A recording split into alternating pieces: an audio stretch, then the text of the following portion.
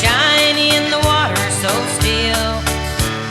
Here in my home 'neath the maiden tea hill. When I had trouble or if I was sad, I always found comfort from good friends I had. They knew that I loved them and I always will. And my Burgeo home 'neath the maiden tea hill. My Burgeo home, that heaven of mine. The home of my parents, so loving and kind. I love them so and I always will. And my Burgeo home 'neath the maiden tea hill.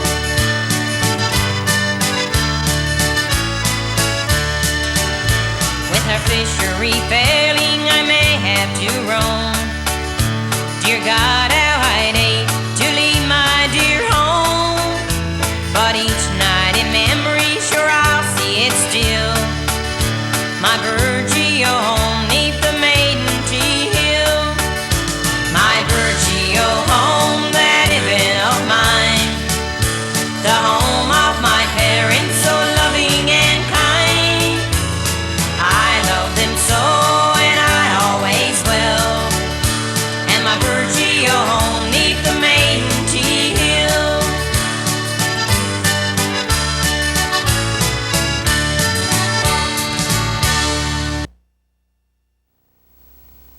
Good evening. Welcome to This Week in Review. Tonight's stories include update on the Burgeo Library, A.J. Matthews School hosted their annual science fair, work was carried out on the canal leading to Grandy's River in Ingenole, the Boy Scouts planted trees on Saturday. These stories and more coming up after this. Please stay tuned.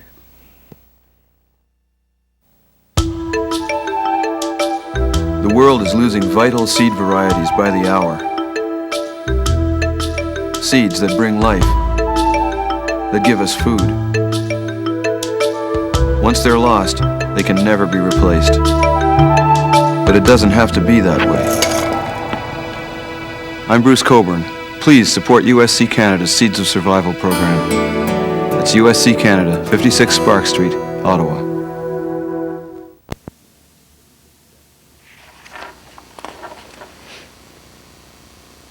On last week's program, I had an interview with Barbara Barter, principal at St. John's Central High, regarding the talk of a proposal to merge the public library with the school library.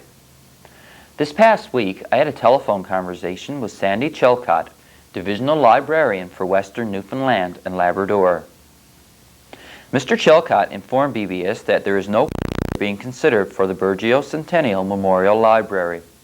However, the Western Library Board are considering moving the library to the high school. Chilcott went on to say that there is no written proposal or agreement at this point. They are only in a conversation stage with the school board, but he thinks it looks like a good opportunity. Mr. Chilcott feels that if the renovations are carried out to the school, the move would be beneficial to the community, with better access for seniors, a larger center for children, and he said there would be no cut in library hours. When asked about the library being a memorial to those who lost their lives in the World Wars, Chilcott said he sympathizes with this, but said they would move the memorial materials and other memorabilia as well as the sign to the new location. This merge has not been offered by the school board yet, but if the space and funding is available, Chilcott feels that the libraries will be merged. Students at A.J. Matthews School held their annual science fair this past week. We visited the school gymnasium to look at some of the experiments at this year's science fair.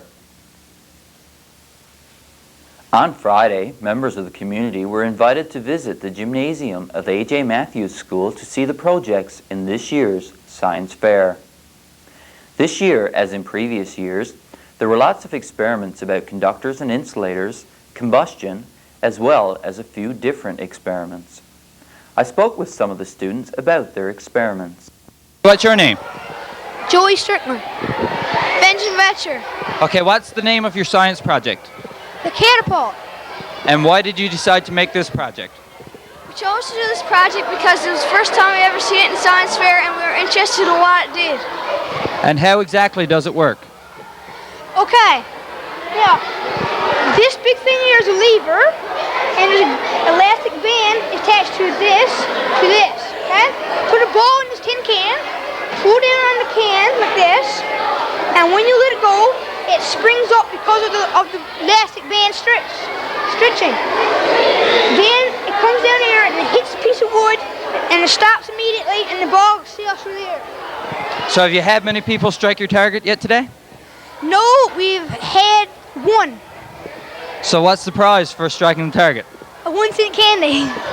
Okay, so what do you think of the science fair in general? I think it's really good, but I don't think there's so many people as there was last year. So what do you think of it, Benjamin? Basically the same as Joey, but I think it's really fun.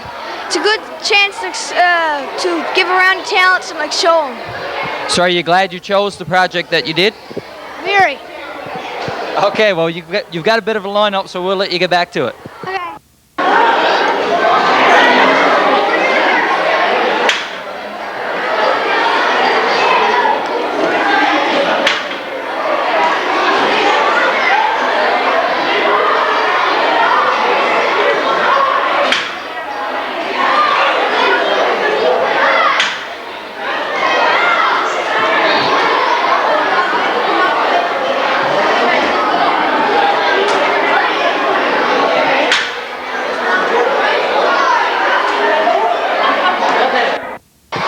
Hi, what's your name?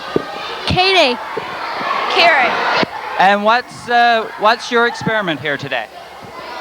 It's made white toilet paper to the environment. Okay, so what exactly did you do for your experiment? We put water and toilet paper in the bottles, and we shook it 20 times, and we put them in on Monday. Okay, so what did you find out? That L'Oreal is the best for the environment. That Kappa is the best for the environment. Okay, so what about the toilet paper here in the school? What did you find out about that? It's worse for the environment. It's the worst one for the environment. So you're going to have to suggest to the school that they change toilet paper. Yep. Okay, thanks for speaking to us. I also had an opportunity to speak with Miss Benoit about the science fair. Miss Benoit, are you pleased with the science fair here at A.J. Matthews School today? Yes, I'm very pleased. It's nice to see so many children participate, because this is a voluntary event on the children's part. They are not required to participate, and I would say about 95% of the students do take part. And they're very independent in taking part in these projects.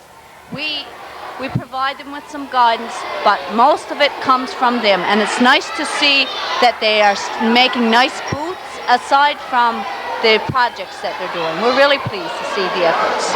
Okay, this is not the first science fair at A.J. Matthews. How many years has the science fair been going on now?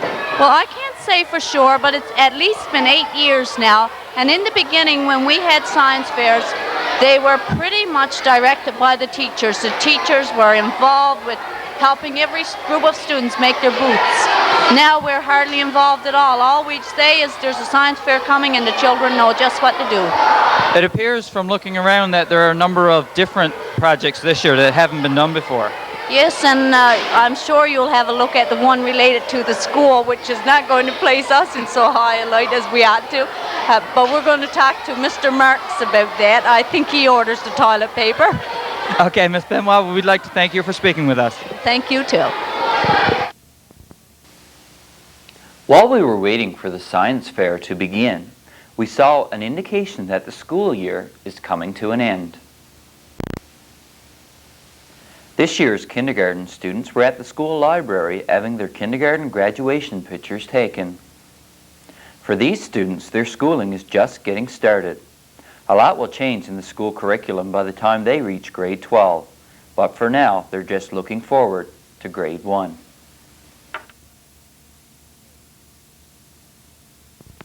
Stay tuned, there's more of This Week in Review still to come. Little things you do that you think are small and few are the things that mean the most to me. So just keep giving whatever you're giving, 'cause even when you're giving just a little, if you're doing just a little, you're helping a lot. it helps a lot. From the Church of Jesus Christ of Latter-day Saints. It helps a lot. For cabin owners in the Grandy's Brook and Ingenol area, tides play a big factor in when one can travel to and from their cabins. Recently, campers in these areas took up a collection to have some work done on the canal leading from Aaron's Arm to the Brook area. South Coast Construction was hired to dig out the canal that joins Aaron's Arm with Grandy's River and Engine Hole. This tractor was floated to the canal by barge and used during low tide to dig the canal deeper, allowing for easier access to and from Grandy's River.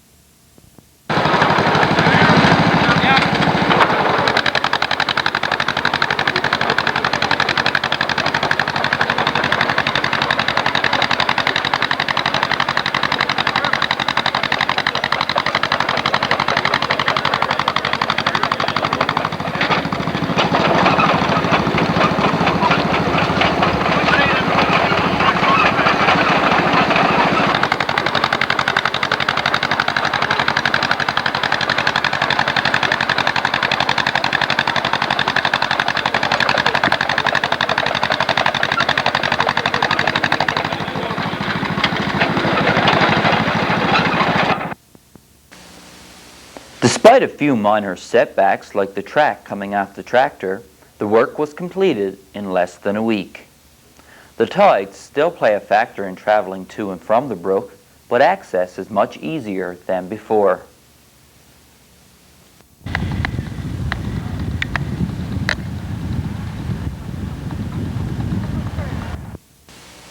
We would like to thank Joe Kosser for the use of his footage of the work being carried out at the canal. The Burgeo wolf cubs were busy planting trees around town on Saturday. The 11 members of the wolf cubs have been collecting sponsors for trees in recent weeks.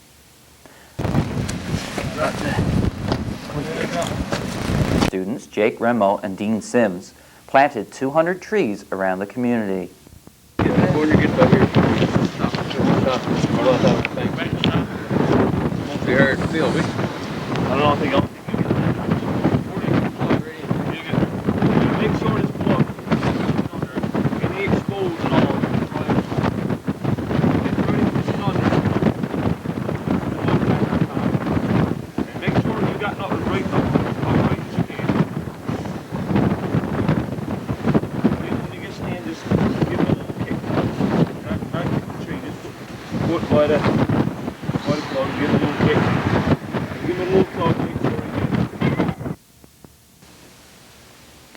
Trees were planted around the town office, the Anglican and United Churches, the RCMP office, Sandbanks Park, and the BBS office.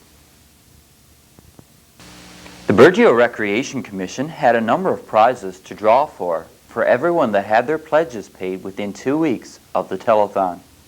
Here are the draws for those prizes. And how are the pledges coming in from this year's telethon? They've been coming in really good. We have about probably $2,000, $2,200 left to collect. But so far, they've been coming in really well.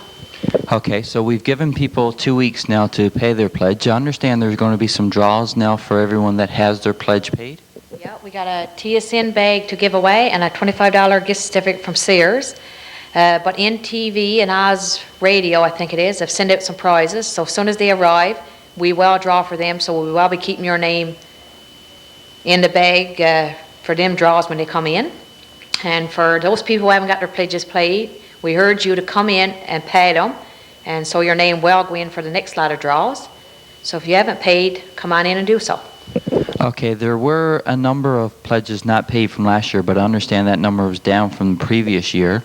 How much was there in unpaid pledges for last year? Dave, I think it was approximately around $350, which was down quite a bit from the year before. So if anybody feel that they don't know if they had paid their pledge from last year, we have a list right here in the council office. If they want to, we can check it for them, or feel free to come in and check it yourself.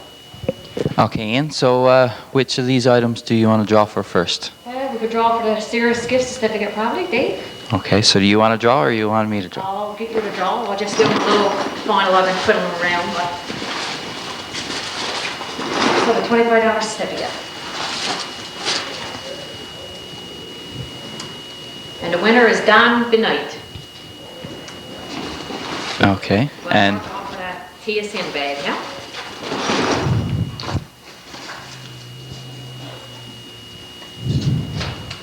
And the winner is Adrian Benight, his son. So that's a good coincidence there. okay, and the rest of the names will be kept until the other prizes come, and they'll be drawn on Channel 10 at that time. And same as we draw these. And we got another reminder, the Civic Center tickets.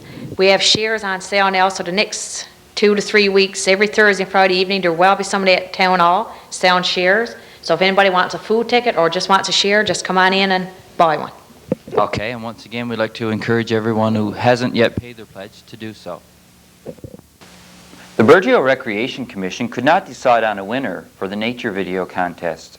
So the 5 entries have been put in a bag, and I'm going to draw for the $25 prize.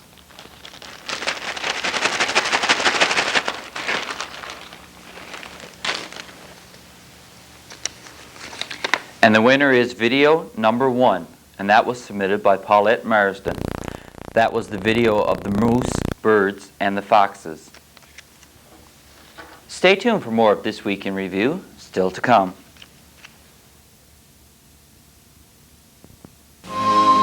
The horrors of war. I'm Cliff Chatterton of the War Amps. Those of us who experienced war firsthand have a message for all Canadians. Never again. Never again must we risk global conflict. A military deterrent if necessary, but we must prevent war. Call this toll-free number to borrow our Never Again video series. This has been a message from the War Amputations of Canada. Off the rack. This week as we scanned our tape racks, we came across a video of a Coast Guard maneuver just off Boar Island in May of 1993.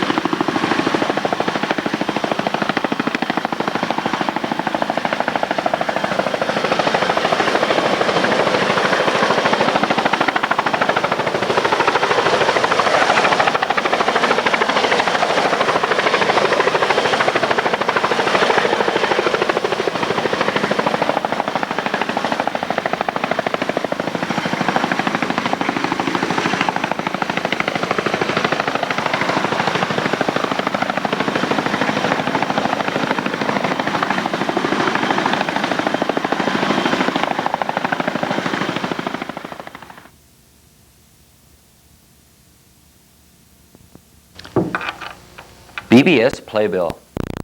Join us on Monday at 7.